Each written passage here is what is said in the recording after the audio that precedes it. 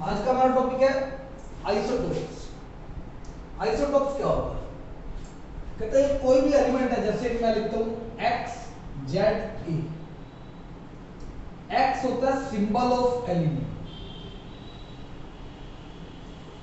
Z होता है atomic number, a symbol होता है मास नंबर। जैसे मैं लिखूं क्लोरीन 1735, तो Cl मींस क्लोरीन, 17 है उसका एटॉमिक नंबर और 37 है उसका मास नंबर।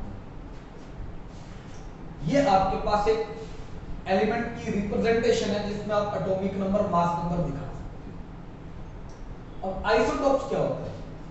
अब क्लोरीन एलिमेंट की एक एटम का मास 37 है और एक एटम का मास है 35। एक एटम का मास 37 और एक एटम का मास 35। नंबर सेम है। नंबर सेम इसलिए है क्योंकि दोनों में प्रोटॉन सेम है, तो इसको आप बोलते हो आइसोटोप्स। इसको बोलते हैं आइसोटोप्स। तो क्या डेफिनेशन बनेगी, इसी को देख के बना सकते हैं। आइसोटोप्स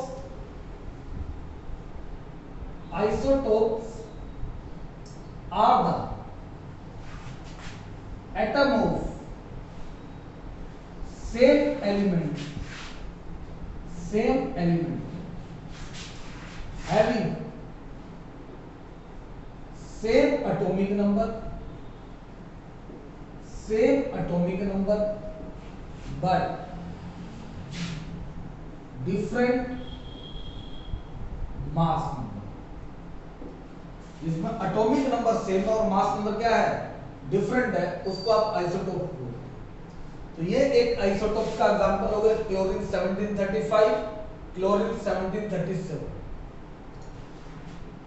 तो ये आपके पास आइसोटोप्स हैं। और एग्जांपल हो सकते हैं जैसे हाइड्रोजन के H11, H12, H13। H11 को बोलते हैं प्रोटियम, H12 को बोलते हैं ड्यूटेरियम और H13 को बोलते हैं ट्रिटियम। इसको H से डिनोट करते हैं, इसको D से, इसको T से। HDT ये आपके पास हाइड्रोजन के तीन आइसोटोप्स, प्रोटियम, ड्यूटेरियम, ट्रिटियम। इनमें आप इलेक्ट्रॉन, प्रोटॉन, न्यूट्रॉन कैलकुलेट कर सकते हैं, जैसे इसमें कैलकुलेट कर लें तो आपको बताएगा जो एटॉमिक नंबर होता है, ये एटॉमिक नंबर है, तो एटॉमिक नंबर अगर इसका 1 है तो जितना एटॉमिक नंबर होता है उतने प्रोटॉन है, इसकी बात कर रहे हैं। तो प्रोटॉन 1 हो गए, जितने प्रोटॉन है उतने इलेक्ट्रॉन है, तो इलेक्ट्रॉन भी 1 हो। न्यूट्रॉन कैसे करोगे, इसमें से ये माइनस कर दो, तो 1 - 1 कितना होगा, 0। तो ये इलेक्ट्रॉन, प्रोटॉन, न्यूट्रॉन कैलकुलेट कर सकते हैं इसमें। अब क्वेश्चन ये उठता है, इस आइसोटोप्स में जैसे आपने कहा क्लोरीन 1735 और क्लोरीन 1737, ये दो आइसोटोप्स जिसका एक का एटॉमिक मास 35 है, एक का 37 है। कहते हम कौन सा कंसीडर करें? जब हमें एटॉमिक मास इसमें मानना पड़े तो हम कौन सा मानेंगे? तो उसके लिए निकाला फ्रैक्शन ऑफ एटॉमिक मास, यानी उसके लिए करेगा एवरेज एटॉमिक मास आपको कैलकुलेट करना पड़ेगा। कैसे कैलकुलेट करते हैं? ये आपको स्टेटमेंट में गिवन होगा, ये गिवन होगा, ये नेचर में मिलता है 75% और ये नेचर में मिलता है 25%। ये नेचर में मिलते हैं, ये 75 और ये 25। अब हम उसी रेशियो के हिसाब से लेंगे तो एवरेज एटॉमिक मास कैसे आएगा? Average atomic mass of chlorine का निकालोगे, क्या आएगा? इस एटॉमिक मास का ले लो 75%, तो 35 का 75% प्लस इस एटॉमिक मास का ले लो 25%, 25 है सॉल्व करते हैं 25 3 का 25 4 25 4 क्या है 3 5 का 15 5 1 फिर 3 9 plus 1 10 by 4 plus 37 by 4 LCM 4 ये आएगा 105 plus 37 142 by 4 2 2 the 2 7 the 2 तो 71 by 2 35.5 U लिखते हैं U एटॉमिक मास यूनिट को रिप्रेजेंट करने का तरीका है U से करते हैं AMU लिख दो U लिख दो या ग्राम लिख दो तो इसको ये भी लिख सकते हैं 35.5 AMU एटॉमिक मास यूनिट जिसको अगर ग्राम में कहेंगे तो हम लिख सकते हैं 35.5 ग्राम तो ये निकल गया एवरेज एटॉमिक मास।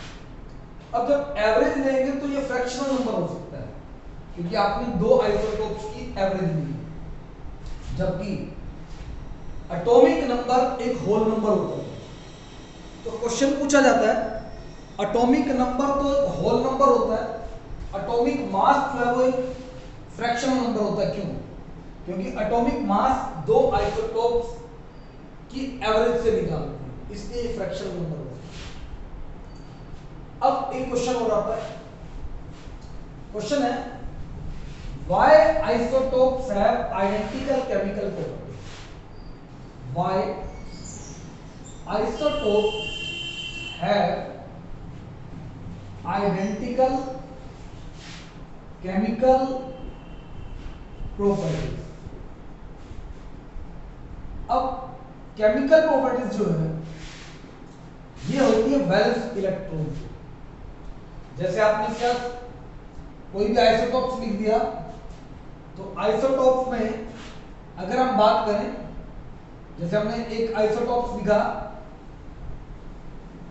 इसी में ही क्लोरीन 1735 क्लोरीन 1737 ये नंबर सेम है एटॉमिक नंबर सेम है।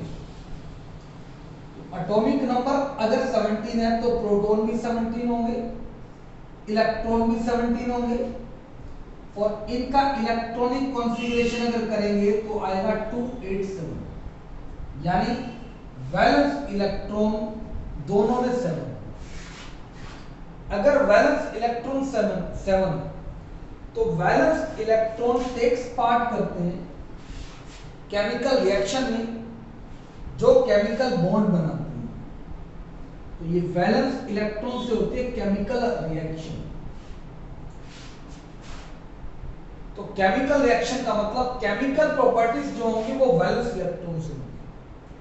तो वैलेंस इलेक्ट्रॉन इन दोनों में सेम आएंगे आइसोटोप्स में इसलिए दोनों की केमिकल प्रॉपर्टीज भी क्या होंगी सेम। तो valence electron are same in isotopes due to same electronic configuration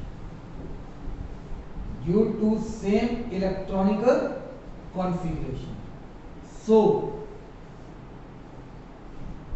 chemical properties are same।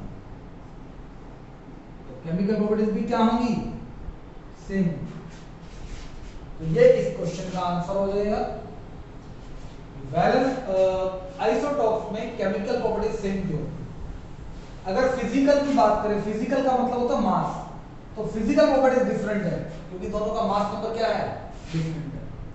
तो आइसोटोप्स में केमिकल प्रॉपर्टीज तो सेम आएंगी बट फिजिकल प्रॉपर्टीज डिफरेंट आएंगी क्योंकि फिजिकल प्रॉपर्टीज की अगर हम बात करते हैं तो फिजिकल प्रॉपर्टीज का मतलब होता है मास नंबर।